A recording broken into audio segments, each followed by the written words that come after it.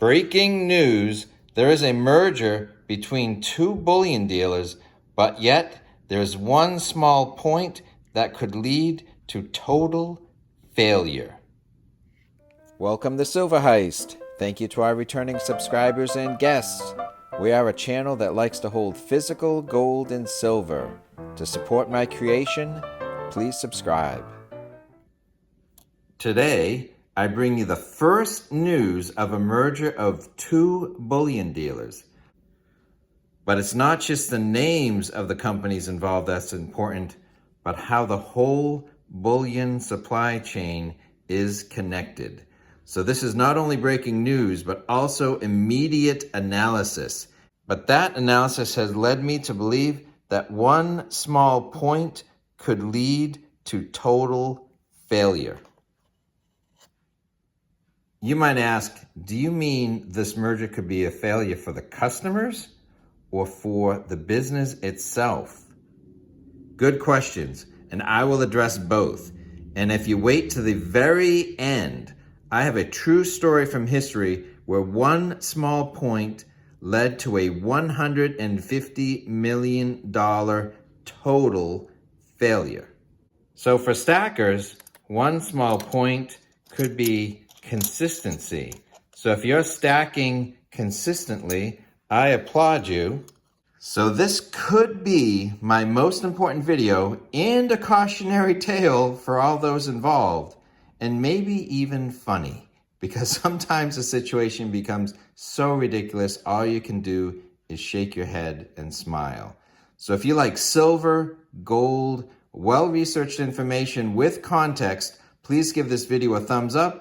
And if you're connected to a group on Reddit or Facebook or something else, maybe even share it. That would be appreciated. So as I begin to tell the story, if you think you've heard some of these details, this time is totally different. This is new breaking news.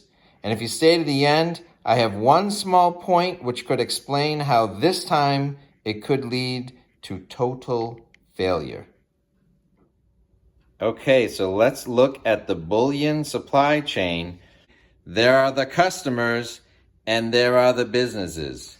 So this is the breaking news. This bullion dealer is merging with someone on this side of the bullion supply chain, as we will explain all of the connections. So the most forward-facing member of the bullion supply chain is the dealer. Those are people that we buy our silver and gold from.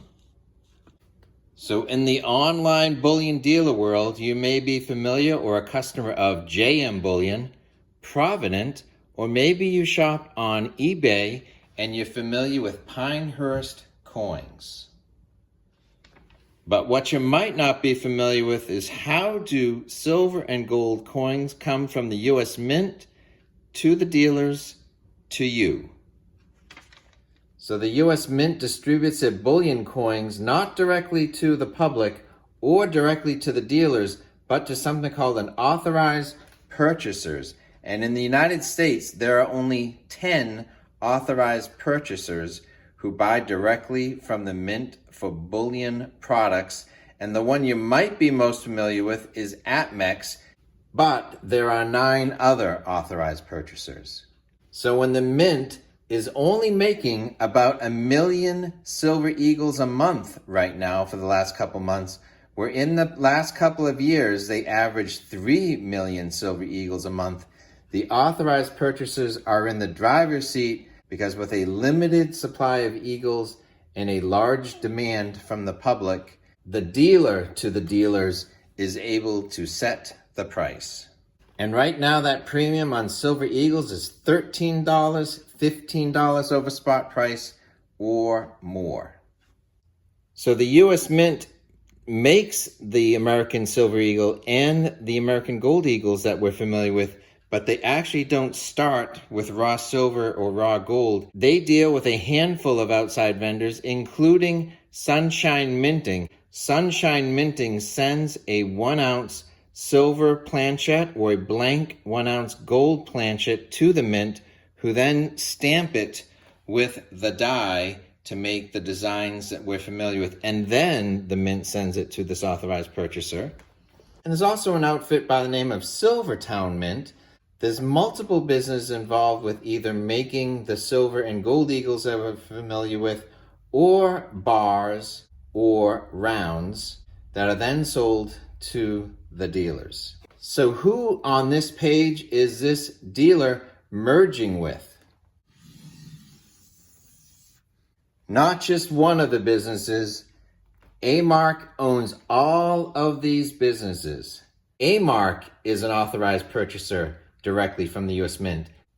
So after A-Mark acquires the silver and gold eagles from the U.S. Mint, they are able to distribute them to companies that they own 100% of JM Bullion. They own 100% of Provident Metals, and they own 49% of Pinehurst Coins.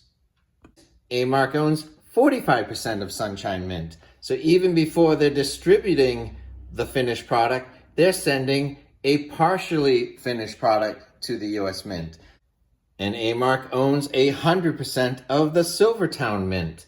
So any Silver Towne Mint of generic bars or rounds can go to any of the companies that they own a stake in as dealers. So now A-Mark has taken their existing stake in this dealer. They have an accepted offer to acquire more of that company. Now, from a customer point of view, do you think this type of vertical integration bordering on monopoly is going to lead to better prices for you, or maybe worse? But as I reveal the name of this company, I am going to reveal the fatal flaw that one small point could lead to total failure. So today, April 29th, 2022, A-Mark has increased their stake of 7.4% in this company, and they're buying another 40% of the value of this company. So they will have a 47+% share of this company going forward. And they have an option to increase their stake to 75% of this company if they choose over the next couple of years. So it sounds like to me that A-Mark is cementing their wholesale relationship to this company. Okay, let's look at two A-Mark businesses, JM Bullion and Provident, side by side. Here are the 2022 1-ounce American Gold Eagle coin. Both sites, the price is identical, $2,027. Okay, so now I'm going to reveal the target acquisition. It is SilverGoldBull. Here is a US website, and they are selling the same coin for $2,012, $15 discount. So problem number one that's going to have to be watched closely is that once SilverGoldBull is pulled into the A-Mark family, are the prices going to change and rise just like the rest of the A-Mark dealers? But here's something interesting. SilverGoldBull appears to be a Canadian-owned company that operates out of Alberta, Canada. So I think A-Mark is trying to buy them because SilverGoldBull actually has a good customer acquisition presence in Canada, and they ship around the world. So let's look at the SilverGoldBull US site versus the SilverGoldBull Canadian site side by side. So the same coin is $2,690. Dramatically different, but that is in Canadian dollars. So if you're a Canadian and you're shopping in Canada at a Canadian site, there is nothing in there that says that's Canadian dollars. You just assume it's Canadian dollars. So I could foresee a problem where A-Mark people are communicating the Silver Gold Bullion people, and they're exchanging price information. And which price are you talking about? Is it US dollars or is it Canadian dollars? So confusion will ensue. And if you're skeptical that small details don't lead to huge errors, let me share a story from the Los Angeles Times, 1999. Mars probe lost due to simple math error. NASA lost its $125 million Mars Climate Orbiter because spacecraft engineers failed to convert from English to metric measurements when exchanging vital data before the craft was launched, space agency's officials said. A navigation team at the Jet Propulsion Laboratory used the metric system of millimeters and meters in its calculations, while Lockheed Martin engineers in Denver, which designed and built the spacecraft, provided crucial acceleration data in the English system of inches, feet, and pounds. So one small point led to a $125 million total failure. But it gets worse. Here is the SilverGoldBull Canadian website in French, because in Canada it is a bilingual nation. So do you see the difference?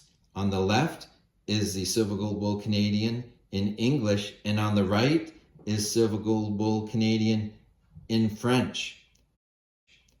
What is that? That is a comma, and it's in the wrong place. I've analyzed data from German engineers, and I've gotten tons of data and tables. All the commas you think you would find in numbers are actually points, and all the decimal points are actually commas. It's totally confusing. Errors can be made. So that, my friends, is 2690, not decimal point 16. It is decimal comma. So the one point that could lead to total failure is actually not a point, it is a decimal comma. So let us know your thoughts about total failures of NASA satellites because someone used a metric system and someone used inches and pounds. Let us know your thoughts about the continued merger of all these bullion dealers. Please give this video a thumbs up. Thanks for watching.